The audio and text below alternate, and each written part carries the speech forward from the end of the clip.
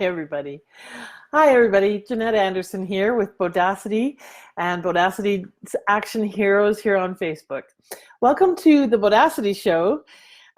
Today, I want to talk to you about power and authentic power, where it comes from, how we get more of it, what it's not, and what a difference it makes in terms of our lives and building our businesses. So the reason this came up, this conversation, this topic, is that I'm in a landmark seminar right now, and one of the things that we talk about there and that they talk about incessantly in Landmark is integrity. The seminar that I'm in right now is called the Being Extraordinary Seminar. So, of course, like many things in personal development, and certainly here, they like to flip it on its head a bit. So really, it's all about being ordinary. What does it mean to be an ordinary human being? And then what conditions need to exist for us to actually be extraordinary? Which reminds me of a personal guru, spiritual advisor, lady that I studied with for many, many, many years. I didn't actually call her my guru or my spiritual advisor, but she was Gwen Jansma, was a woman who I really respected and attended her workshops and so forth for well over 15 years, was part of that community. She's from San Diego area, and I studied with her in Toronto and Windsor and San Diego and Calgary and Lethbridge and all over the place.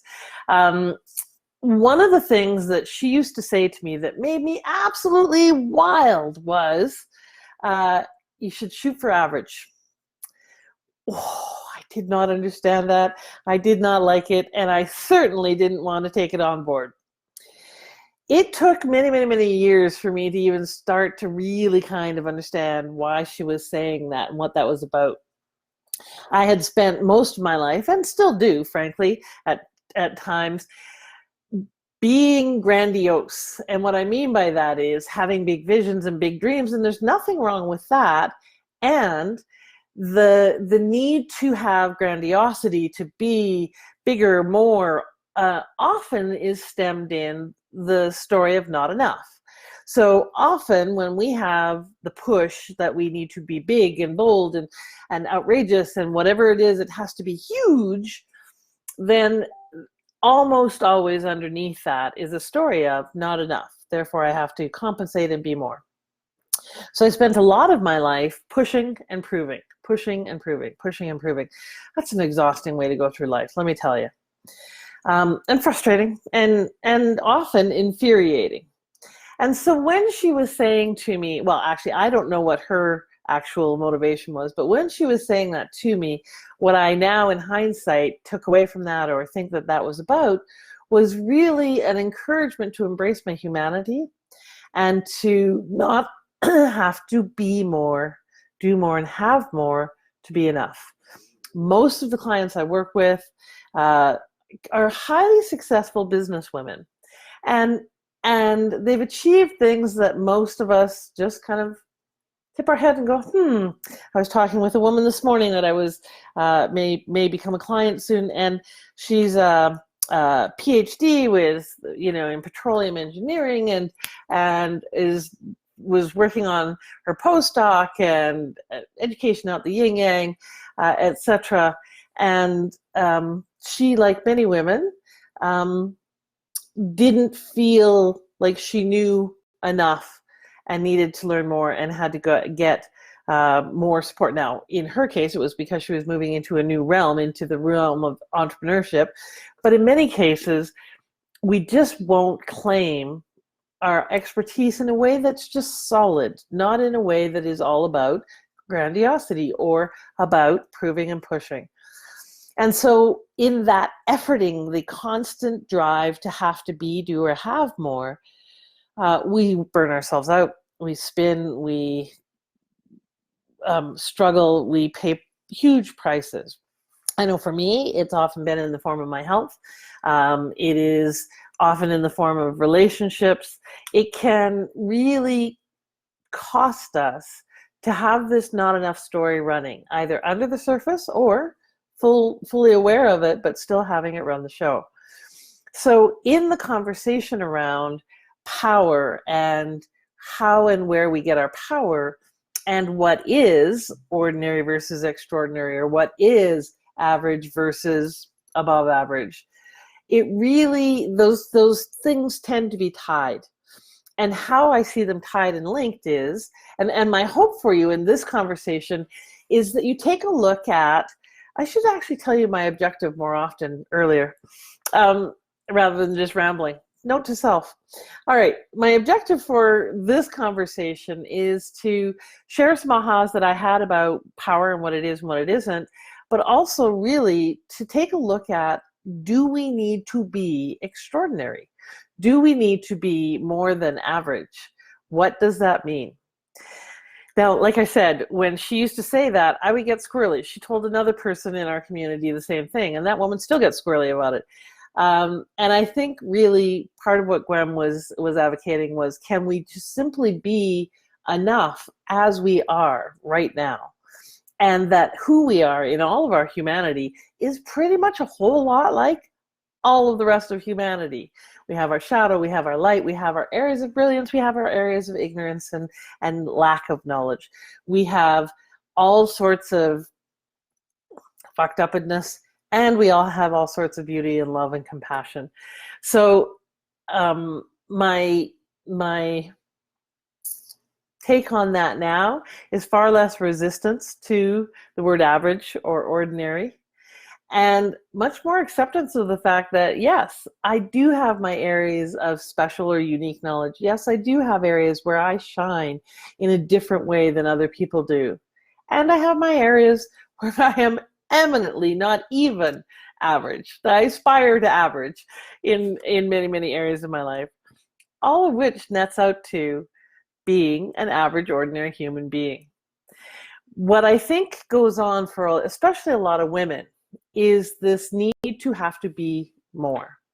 And especially nowadays, there's this call for women to step up, and it's time for women to be heard. And there's this whole movement of, and I'm one of the people advocating and pushing this movement forward for women to step up and really create, well, my agenda is to create a workable alternative to the patriarchy. But it's really an opportunity for women to step up and, as Gandhi said, save the Western world. Now, you would think we would need to be extraordinary women to do that. You would think we would need to be super amazingly powerful. You would think we would need to be well above average to do something as bold and audacious and important as saving the world. I'm starting to think that perhaps not. And in fact, that perhaps those people are the ones who are not available. That the world will be saved by Western women was Gandhi's quote. I personally think it'll be women, period. Western women simply have a louder voice because of media and so on. I think that what that's really saying is that it is time for us to create a new definition of what constitute things like power, because power is a fundamental component of ruling ourselves, our world, creating, having control over, etc. But there's a big difference between power and what most people mistake power for, which is force, manipulation, and domination. And so in a recent seminar class, this was brought up. What is power? And what is its relationship to integrity? Which I thought was a really interesting question. And quite simply, you know, the conclusion that I came to, and I think most of us came to, was that you cannot have power without integrity. Integrity is, one definition is being whole and complete. Integrity means that something is whole and complete. If it is not whole and complete, it has no power.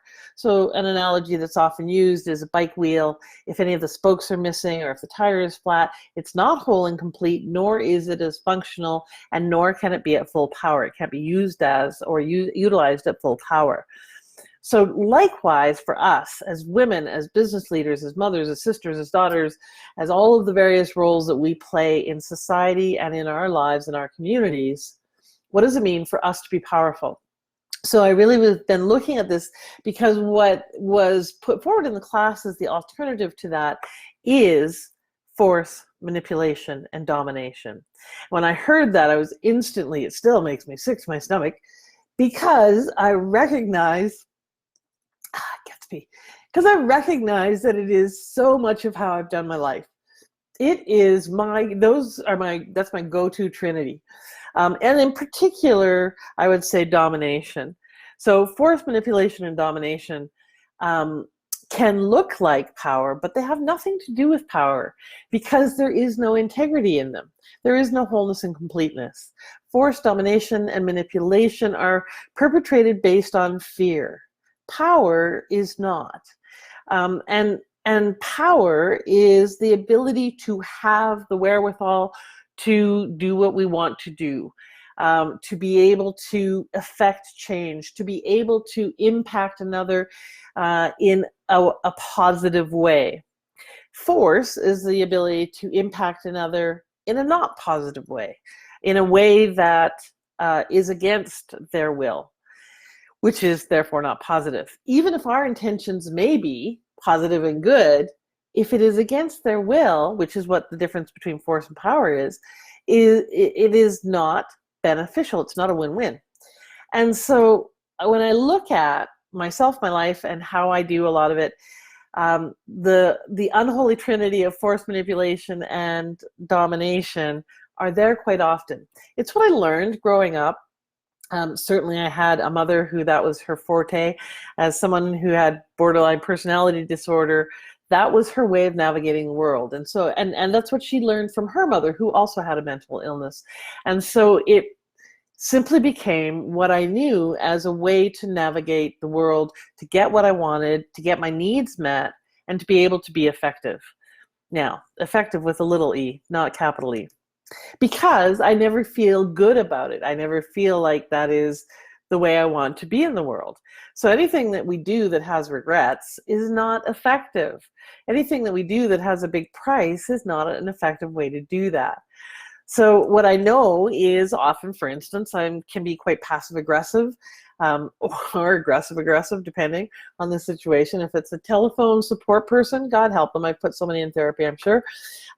In terms of like, if you're calling the call centers for Bell or Telus or Virgin, which by the way, all have the same back-end call center. It somehow is a huge trigger for me, and frankly, I lose my shit. I become a kind of person I don't want to be. Now, I'm saying this because I know we all have that part of us. Whether you're a mom who screams at your kids, or a wife who gives her husband the cold shoulder instead of talking through stuff, or withholds sex as a power maneuver. Again, consciously or unconsciously, there are so many ways that we use force, manipulation, and domination to try and get our way. Where this comes into business is, I think what most of us are really longing for and wanting to be is very powerful and effective leaders, powerful at enrolling other people in our visions and in where we want to go, including our clients. But what we hear is that we need what is often seen as a more masculine approach, which is that push, drive, force, domination, win-lose mentality. Now, when I say masculine, I don't necessarily mean men. Well, I really want to put a codicil here. Women can have that masculine energy. Men can have feminine energy. The only reason that I differentiate them that way is because there's different styles of energy. It's not that it's the domain of one gender or the other. And that type of energy, whether we call it masculine or Fred or kumquat, I don't care what you call it, the style of energy that says that in order for me to win, you must lose, or in order for me to be effective, I need to push hard, or in order for me to be effective, I need to exert my will, can come through in every area. It can come through in sales, which, by the way, is why, hi, Miss Karen, is why so many people have resistance to sales, because it comes from that old model of force, domination, and manipulation. That's not what sales is. Sales is a neutral thing that has been put into that model, and many people use the what I call the unholy trinity that is a substitute for power, instead of being powerful salespeople. Powerful salespeople play a win-win game. Powerful salespeople are whole and complete. They don't need you to buy. They invite you to. So when I am on and in integrity, I absolutely want to support my clients. I absolutely want to help that person make a good decision for them. If that decision is no, great, as long as it's a free choice. If that decision is yes, great, as long as it's a free choice. If they're making the decision from some kind of should or have to, or any form of force, domination, or manipulation, whether it's me or in their own head, that's not a free choice. And so that's not a powerful choice in my world. So what I'm a stand for in my business is supporting people in making powerful choices, both in terms of enrolling team members, in terms of how I do my sales, and in terms of how I help my clients. So I want you to really think about, for you, what's the difference for you between power and force, or power and manipulation, or power and domination? What does power really mean? Because for many women, we steer away from it because we have those things conflated. We have them collapsed together. We have that power is manipulation, and it's not. We have that power is domination over, and it's not. We have that power is forcing people to do things, and it's not.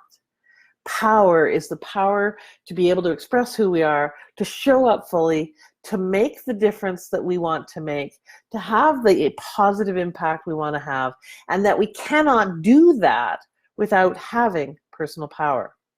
Which brings me back to where I started.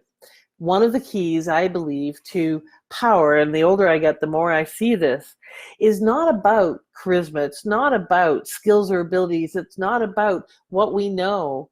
It really is as simple as, do we keep our word? Power is integrity. Without integrity, there is no power. Now, can you be powerful without integrity? I don't think so. I think that we then move into the realm of force, manipulation, and domination. So I know lots of people in this online industry and in the world in general, and for God's sakes, we only have to look a little south of the border to see the distinction and the difference. I believe, personally, Obama was a very powerful leader. Now, was he a saint? Was he perfect? Absolutely not. Did he make mistakes? Yes, I'm sure he made many. But where I saw his power coming from was being in integrity with who he was. What he said is what he meant, and what he meant is what he did, to the best of his ability, given that I don't believe any politician can actually pull that off in the current systems and structures that we have. Cynical, perhaps, but certainly my experience.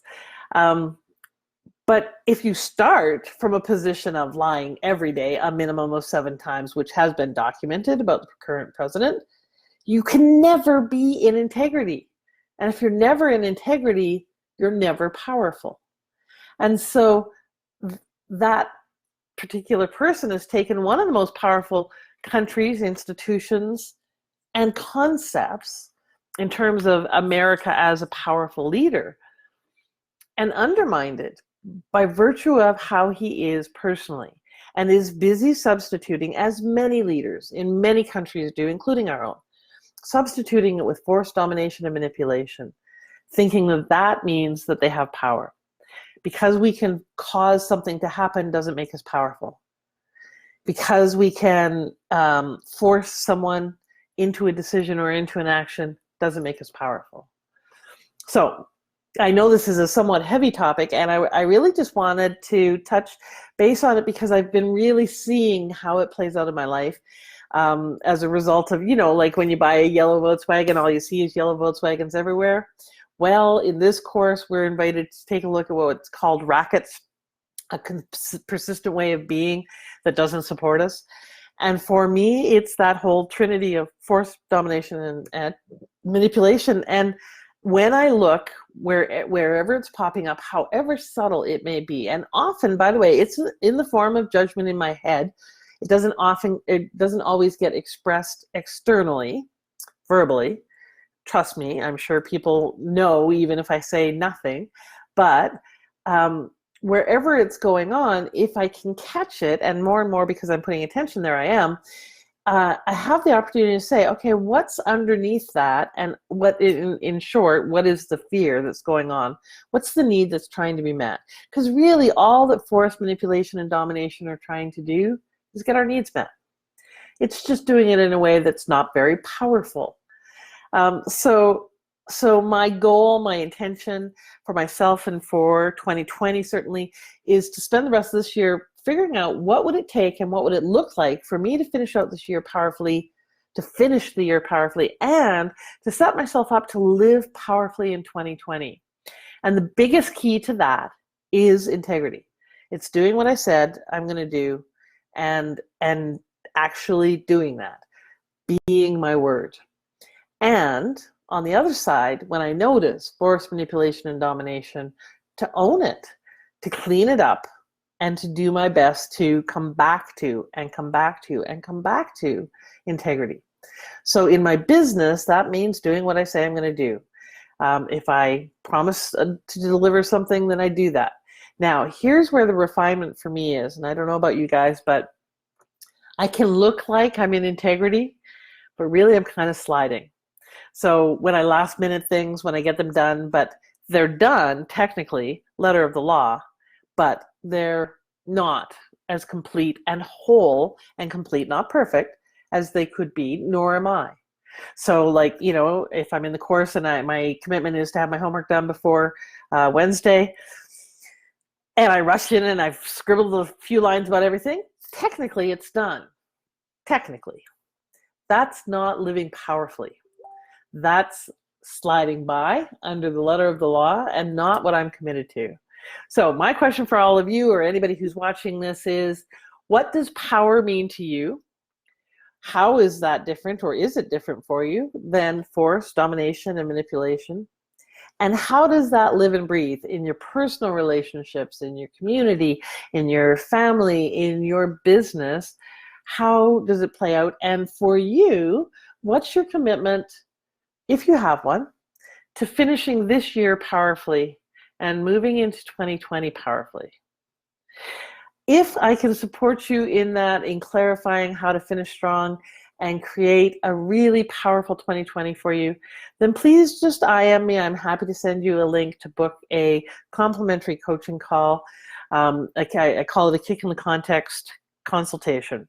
So how do we provide you a kick in the context so that you can shift your relationship with powerfully showing up in your life, in your business, and in the world?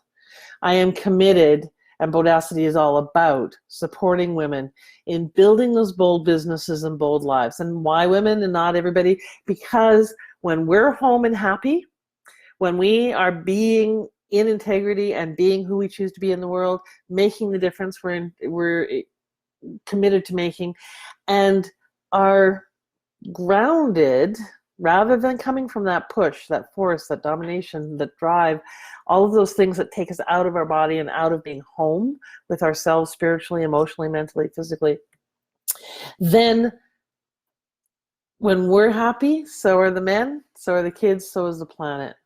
And when we're not, everything else is out of whack. So why do I think women are being called to step forward? I think we're being called to step forward because for too long we have not been home. And it's time. And part of that, I almost made it through the whole thing without crying. Part of that is being powerful. And powerful is not about trying to be men. It's not about pushing. It's not about force, domination, or manipulation. It is about claiming and owning who we are and our authentic power. So I want us to have more conversations about this, about what it means, about how we struggle with that, about understanding the distinctions, about how it plays out in our lives and in our businesses. So please post your comments, post your observations, post your challenges with this topic below. I invite you to share where you're at with the topic of power so that all of us can lift one another up into a much more powerful sisterhood where we can be truly effective in being, doing, and having what we want. So for now, this is Jeanette Anderson signing off and saying I hope you have a bodacious week. I hope you powerfully create a bodacious week so that you too can have an experience of being a truly powerful woman that you are. Bye, everybody. Hi, Mary Frances. Have a great week, everybody. Mwah.